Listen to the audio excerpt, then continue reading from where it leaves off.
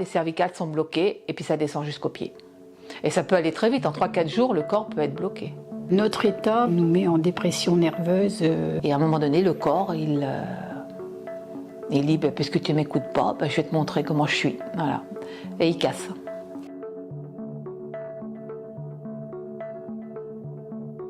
Sortie des douleurs qui sont diffuses et les douleurs de tendinite, c'est surtout la fatigue qui vient n'importe quand. Même si on a bien dormi, même si on s'est bien reposé, la fatigue peut venir. Et au quotidien, c'est toujours faire des choix. Quand il faut faire quelque chose, il faut réfléchir à la chose qui est la plus urgente à faire dans la journée. Donc si je vais me promener, je ne vais pas faire le ménage. Si je fais le ménage, eh bien, je ne vais pas sortir, je ne vais pas cuisiner. Et quand je travaille, ça veut dire je travaille, je ne fais rien d'autre. Le sommeil n'est pas réparateur.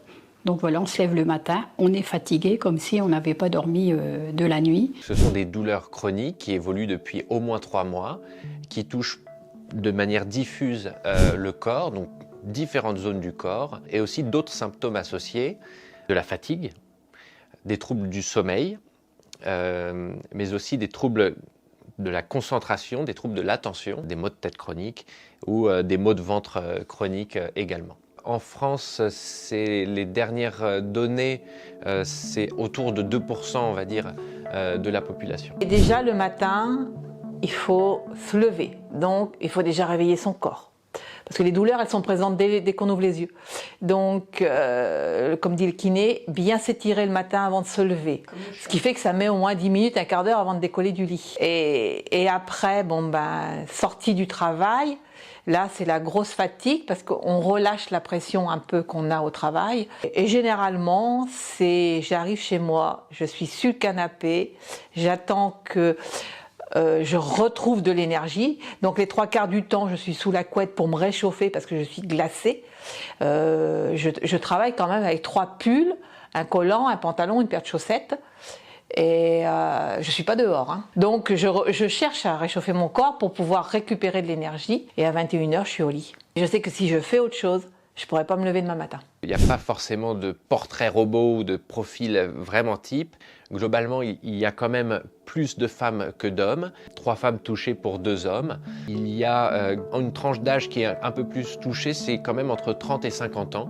On ne retrouve pas de cause unique, mais on est sur un modèle qui est multifactoriel, c'est-à-dire qu'il y a plusieurs causes intriquées, tant physiques que psychiques et émotionnelles. Globalement, l'expérience des patients, c'est que le stress, l'anxiété, les contrariétés peuvent venir augmenter l'intensité des douleurs. Donc il y a un lien évident entre stress et douleur. Il ne faut pas croire qu'on va soigner, qu'on va donner un miracle pour que les gens... c'est pour mieux vivre avec la fibromyalgie. Voilà.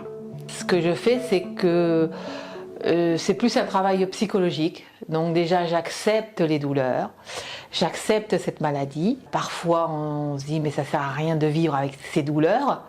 Eh bien, je respire. C'est bête, mais je me concentre sur ma respiration et j'essaye de me distraire avec quelque chose que j'aime. Vivre avec la fibromyalgie, c'est vraiment d'abord se connaître et savoir jusqu'où on peut aller aussi. Donc tout ça au début, quand vous apprenez ça, vous dites, bon ben ça va, c'est pas dans ma tête. Enfin, on met un nom sur mes mots, mais attention, il faut savoir aller en douceur et accepter aussi la maladie parce que tout le monde ne l'accepte pas. Surtout que c'est difficile à dire comment je peux faire pour aller mieux. Globalement, les études montrent une efficacité quand même très relative qui dure pas tellement avec le temps, au prix aussi d'effets secondaires. Donc c'est pour ça que les médicaments, c'est vraiment une approche à nuancer. C'est absolument pas l'approche essentielle dans le syndrome fibromyalgique. Il n'y a pas de contrainte au niveau des épaules? C'est-à-dire? Des douleurs particulières là aujourd'hui? Si. Aujourd'hui? Ouais. Si. Donc on ne va pas travailler en forte amplitude, d'accord? Dites-moi du coup un petit peu l'objet de votre visite aujourd'hui dans le cadre de la fibromyalgie. C'est bien ça? Oui, donc moi je suis fibromyalgique. Ça a commencé en 2006. Mais j'ai été diagnostiquée après un long parcours d'errance pour savoir ce que j'avais. Ça a été diagnostiqué fin 2009. L'activité physique adaptée, c'est vraiment pas faire du sport pour faire du sport. C'est vraiment utiliser l'activité physique comme un outil, un moyen thérapeutique. Pour améliorer le quotidien. Tout à fait, oui, D'accord. pour redonner de bonnes pratiques au quotidien. D'accord.